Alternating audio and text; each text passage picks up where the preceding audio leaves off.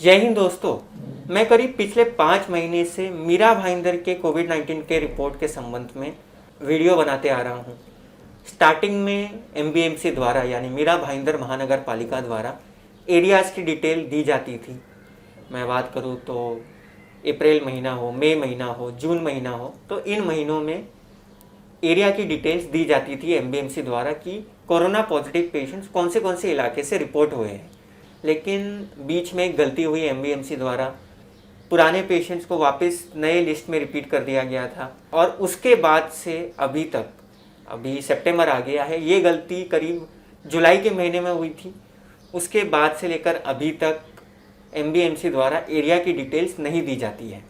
हमें हमारे चैनल पर कमेंट्स भी आते हैं, मुझे पर्सनली मैसेजेस भी आते हैं कि एरिया डिटेल्स क्या है, जो पेशेंट्स रिपोर्ट हो रहे हैं उनकी एरिया डिटेल्स क्या है, क्या वो कौन से इलाके के, फॉर एग्जांपल वो कौन से इलाके के, जैसे नित्यानंद नगर हो गया, शीतल नगर हो गया, 60 फीट रोड का इलाका हो गया, ऐसे अलग अलग इलाके हैं मीरा भाईंदर के। तो एटलीस्ट लोग ये जानना चाहते हैं कि कौन से इलाके से पेशेंट्स रिपोर्ट हो रहे हैं। तो मैं जवाब यही देता हूँ कि एमबीएमसी एरिया डिटेल्स रिवील नहीं कर रही है।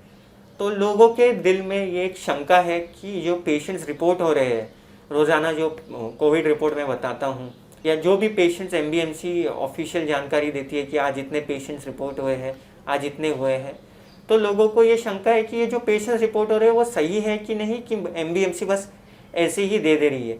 और लोगों की शंका सही भी है, लोगों का प्रश्न सही भी है, क्योंकि एमबीएमसी अगर बताएगी नहीं कि इन एरिया से पेशेंट्स रिपोर्ट हो रहे हैं तो लोगों में शंका बढ़ेगी।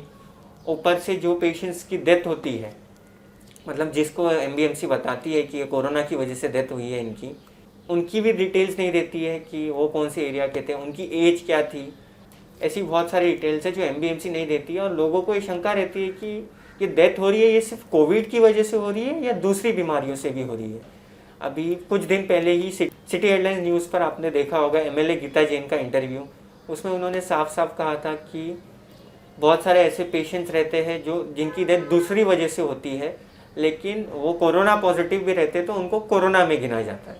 क्या हमारे यहाँ हार्ट पेशेंट की डेथ नहीं होती, क्या किडनी पेशेंट की डेथ नहीं होती? तो वो आंकड़े कहाँ गए? योगानुयोग ये होता है कि इन रोग के साथ जो एडमिट होते हैं वो कोविड पॉजिटिव होते हैं, इसलिए उनकी गिनती भी कोविड डेथ में कर ली जाती है। साथ ही साथ एक और बात सामने आ रही है कि बहुत सारी सोसाइटी में एंटीजन टेस्टिंग के लिए फोर्स किया जा रहा है।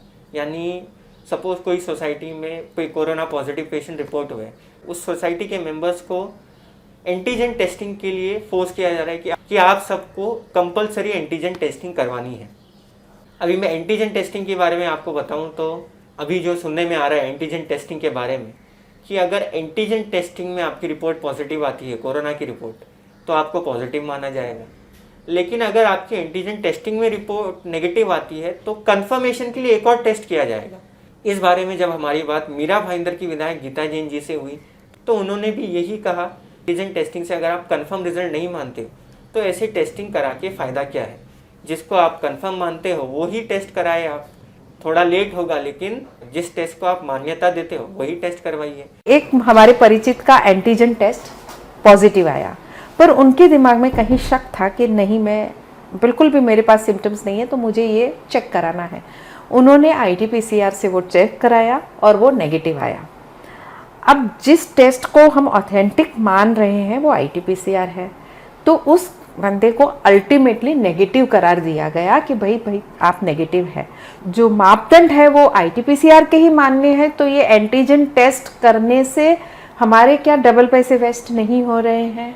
तो कहीं ना कहीं एमबीएमसी को इन सब बातों पे ध्यान देना चाहिए, ना ज़बरदस्ती टेस्टिंग करवानी चाहिए, एरिया की डिटेल्स लोगों को देना चाहिए ताकि लोगों में ट्रांसपेरेंसी हो कि जो रिपोर्ट एमबीएमसी दे रही है वो सही है, वो गलत नहीं है। मतलब कि ऐसे ही रिपोर्ट नहीं दे देते कि आज इतने पेशेंट्स रिपोर्ट हुए हैं, कि आज इतने हुए हैं। तो दोस्तों ये थी कुछ बातें जो मैं सोचा आप लोगों से शेयर करूँ। आपकी इस मुद्दे पर क्या राय है कमेंट बॉक्स में ज़रूर बताएँ। अपना ख्याल रखें, सभी को दुआओं में याद रखें। Thank you so much.